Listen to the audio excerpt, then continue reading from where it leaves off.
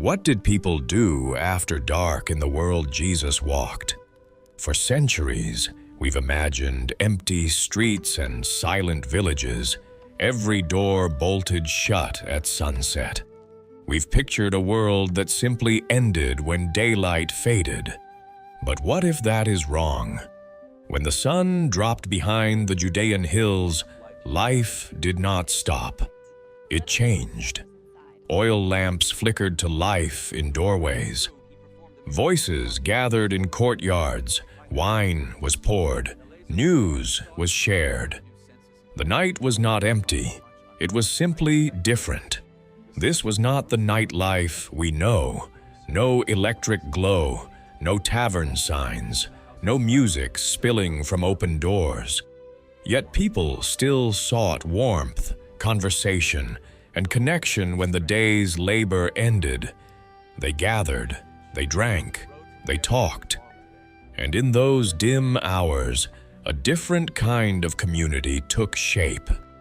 Darkness ruled the ancient world with an authority we no longer understand. When the sun set over Judea, the world contracted. Streets that bustled hours before became corridors of shadow. No torches lined the roads. No lamps hung from posts. The only light came from doorways and windows, small, flickering circles of orange that marked where life continued. To move through the streets after dark was to move through danger. Uneven stone paths became tripping hazards. Thieves worked in shadows. Wild dogs roamed freely. There were no constables, no patrols, no one to call for help. Most people simply did not travel at night unless necessity forced them. And so the rhythm of life bent to the sun. When it set, movement slowed. Activity turned inward. Families gathered in their homes, and those without homes sought shelter wherever they could. Yet this was not silence. From courtyards came the low murmur of conversation. From rooftops, the occasional laugh or raised voice. The world did not sleep at sunset. It gathered closer. Oil lamps burned in clay vessels, their wicks floating in olive oil. The light was weak, casting more shadow than illumination, but it was enough. Enough to see faces, enough to share a meal, enough to pour wine and talk. And it was in this dim, contracted world that the social life of ancient Judea unfolded. Not in grand halls or public squares, but in small spaces made smaller by darkness, and somehow, because of that, more intimate. Wine was not luxury. It was not indulgence. It was survival. In a world without refrigeration, without clean water systems, without any means to preserve juice once grapes were pressed, wine became the solution to a basic problem: how to keep liquids safe to drink. Grapes were crushed in stone-treading floors, their juice channeling into collection vats below. Fermentation began almost immediately. Within days, the juice transformed. Within weeks, it became wine. And unlike water, which could carry disease, which often tasted of the clay cistern or the leather bag that held it, wine could be stored. It could travel. It could last. Most wine in first-century Judea was red, thick, and strong. Too strong to drink as we drink wine today. The alcohol content was high, the taste sharp and unrefined. No one drank it straight. Instead, it was diluted. 3 parts water to 1 part wine was common, sometimes more water than that.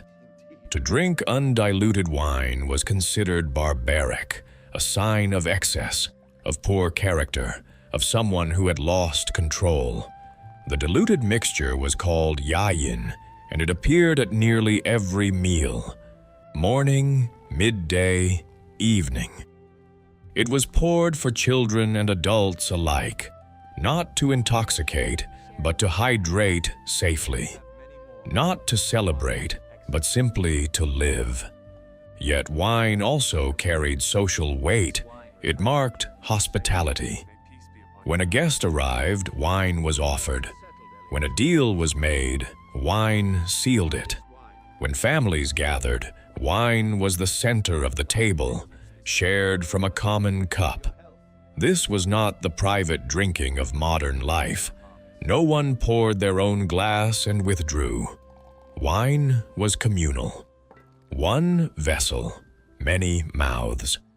To refuse wine when offered was to refuse fellowship. And so, as darkness settled and the day's work ended, wine appeared. In courtyards, in upper rooms, in the simple spaces where people gathered after sunset. It loosened tongues. It eased the aches of labor.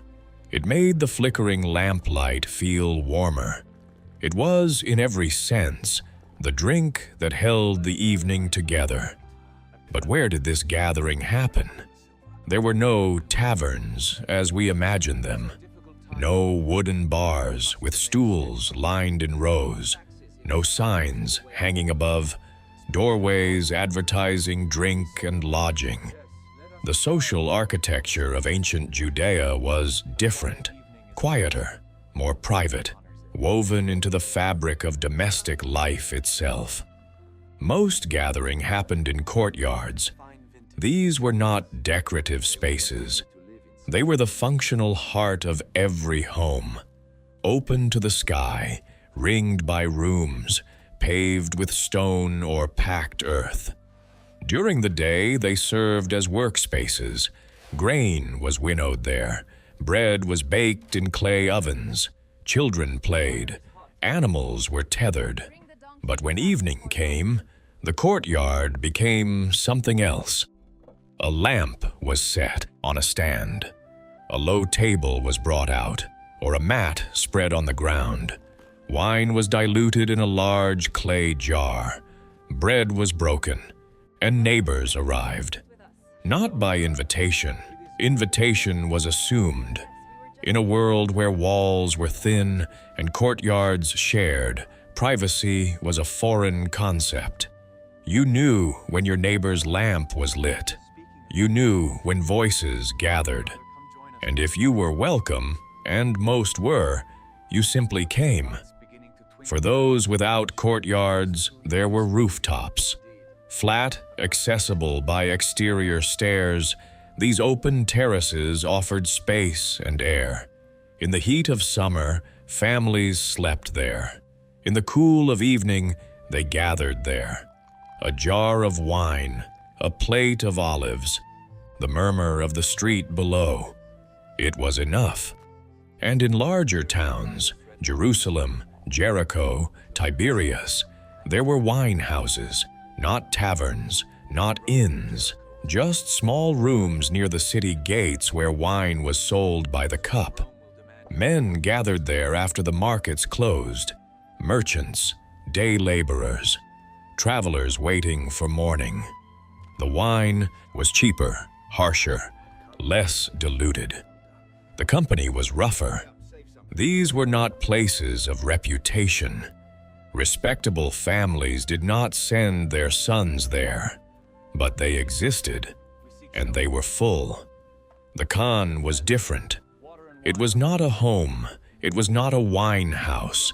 It was a structure built for necessity, a place where the road itself paused for the night. These roadside inns dotted the trade routes that crossed Judea, placed a day's journey apart, marking the rhythm of travel in a world where speed was measured by the pace of a loaded donkey. The Khan was built around function, not comfort.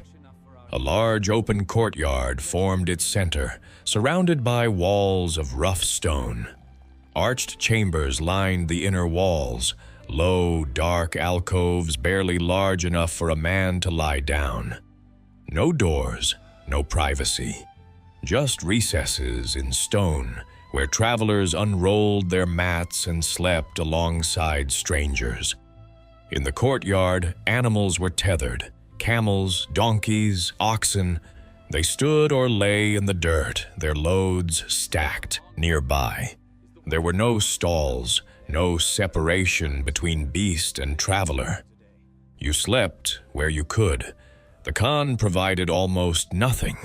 No beds, no meals, no service. There was a well or a cistern. There was shelter from wind. There was space. That was all.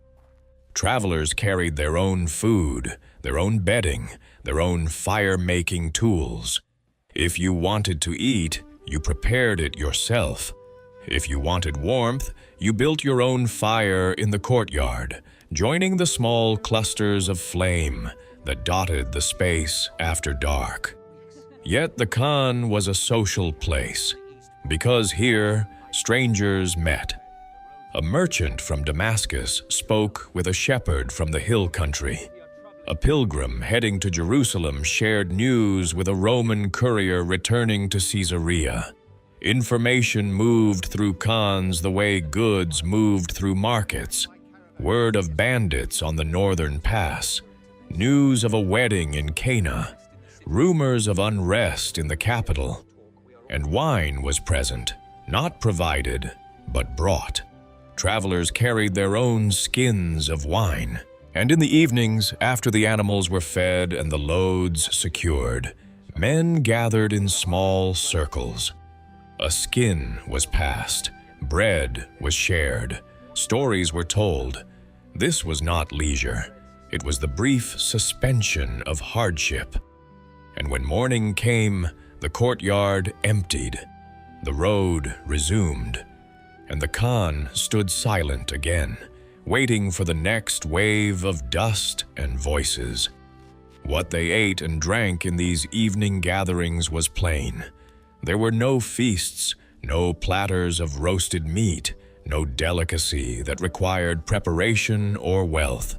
The food of the night was the food of survival, made social only by the act of sharing it. Wine came first, always diluted, always mixed in a large jar or crater before serving. The wine itself was thick, sometimes almost syrupy, pressed from grapes dried partly in the sun to concentrate their sugars. It was poured over water in ratios that varied. 3 parts water to 1 part wine was standard, but some mixed it weaker still. The goal was not intoxication, it was safety, hydration, and the mild warmth that made conversation easier after a day of labor under the sun. Bread appeared at every gathering. Not the soft loaves we know, but flat rounds of barley or wheat baked in courtyard ovens or over hot stones.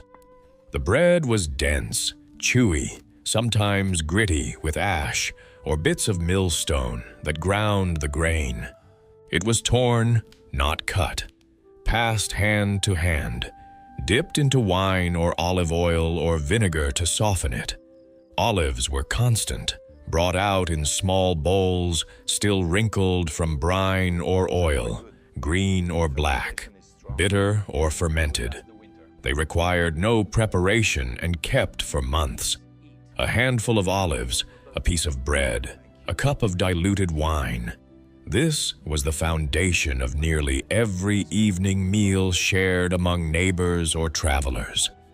Dried fish appeared when available. Salted, packed, traded up from the Sea of Galilee or the coastal towns. It was torn into strips and eaten with bread. The salt content was extreme. It made you thirsty, but it also made the wine last longer, stretching the evening, keeping cups refilled as throats dried and conversation continued. Cheese was common, goat or sheep, formed into small rounds, hard and crumbly. It traveled well. It kept without cooling. It added substance to meals that otherwise offered little. Fresh vegetables were rare after dark. What had been bought or harvested that morning was eaten by midday. Evening tables held only what could be stored: onions, garlic, lentils soaked and boiled into thick paste. Occasionally, figs or dates, dried and sticky, passed around as the closest thing to sweetness most would taste. No one ate alone. To sit with food and not offer it was unthinkable. The plate was communal. The cup was shared. You dipped your bread into the same bowl as the man beside you. You drank from the same vessel that had touched a dozen other mouths. This was not carelessness. It was the shape of trust. The wine that loosened the day's tension. The bread that filled the stomach. The flickering lamp that held back the night. They were nothing if not shared. Entertainment was not performed. It was spoken. In a world without stages, without musicians for hire, without any separation between those who entertained and those who were entertained, the evening's diversion came from the gathered themselves. Someone told a story. Another shared news from a distant town. A third recited a psalm from memory, his voice low and rhythmic in the lamplight. This was how the hours passed. Stories were not written down and read aloud.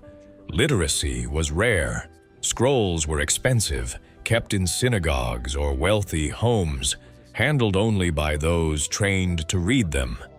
What people knew, they knew by memory, and what they remembered, they spoke. Old men repeated tales their fathers had told them, stories of Abraham's journey, of Moses at the sea, of David facing the giant. These were not entertainment in our sense.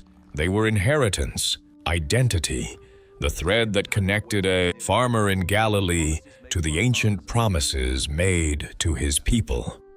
News traveled by mouth. A merchant arriving from Jerusalem brought word of tensions in the temple courts. A traveler from the coast described ships he had seen in Caesarea's harbor.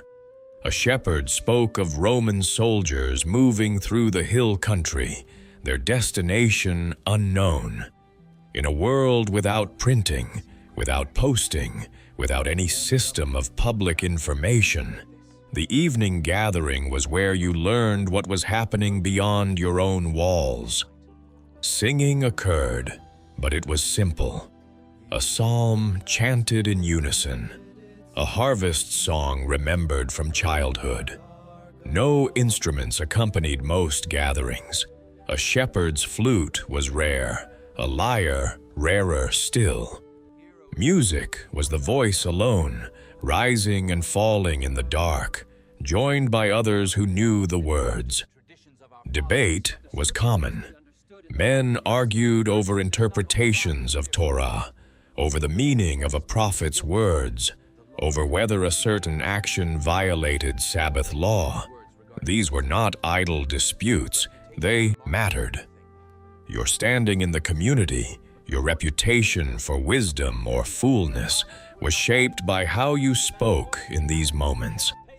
And so voices rose, hands gestured, appeals were made to memory and tradition and the teachings of respected rabbis.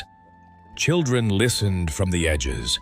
They were present but silent, expected to absorb what the adults said, to learn by watching how men conducted themselves in discussion. No one performed for the children. No one simplified the conversation for their benefit. They either kept up or they did not. The evening ended when the oil ran low, when the lamp began to sputter, when the wine jar was empty and the morning's labor loomed too close to ignore. There was no formal closing. People simply rose, wrapped their cloaks tighter, and disappeared into the darkness beyond the courtyard. The night received them, and the lamp went out. Friday night was different. When the sun began its descent toward the horizon on the sixth day, everything stopped, not gradually, not with reluctance, but with the absolute finality of a door closing. The Sabbath was coming, and the Sabbath consumed the night. No wine houses opened their doors. No travelers gathered in courtyards to share news. No neighbors drifted into lamp-lit spaces for conversation. The social rhythms that shaped every other evening simply ceased. What replaced them was older, bound not by custom, but by commandment. Families gathered in their own homes, doors closed. The Sabbath lamp was lit, not the small functional flame of an ordinary night, but a dedicated light, tended carefully, symbolic of something beyond illumination. The table was prepared hours before sunset. Bread had been baked. Wine had been mixed. The meal was ready because no work could be done once the stars appeared. The Father spoke blessings over the wine, over the bread. His voice carried the weight of ritual repeated for generations. The cup passed. The loaf was broken, and the family ate, together in a silence different from other nights. Not the comfortable quiet of fatigue, but the deliberate stillness of observance. There was no movement between homes.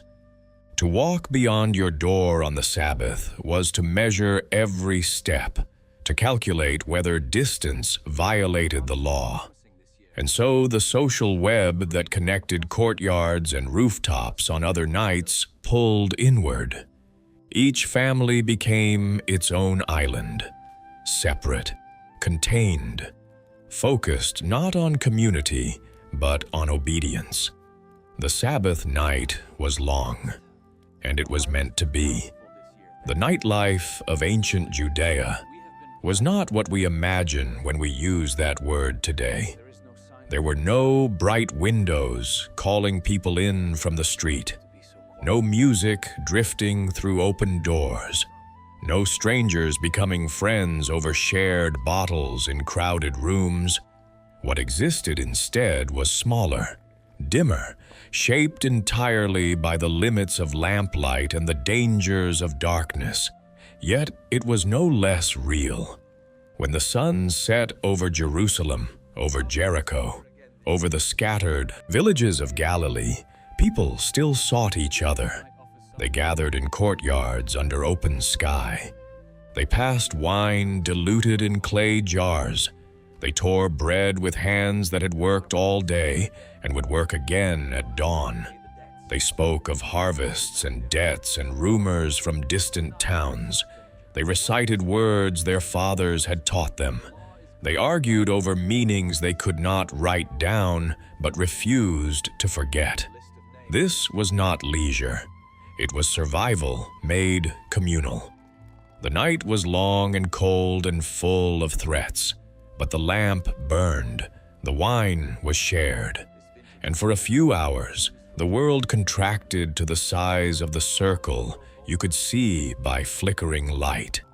And in that contraction, something was built. Not entertainment, not escape, but connection. The kind that exists only when there is nothing else to distract from the face across from you. When the darkness presses close and all you have is the person beside you and the cup you both drink from. This was how community was made in the world. Jesus walked, one dim lamp at a time, one shared meal at a time, one evening that refused to surrender entirely to the night. If this look at ancient life pulled back a layer you had not seen before, leave a comment below. Share this with someone who asks the same questions you do, and stay with us as we continue walking through the world as it actually was.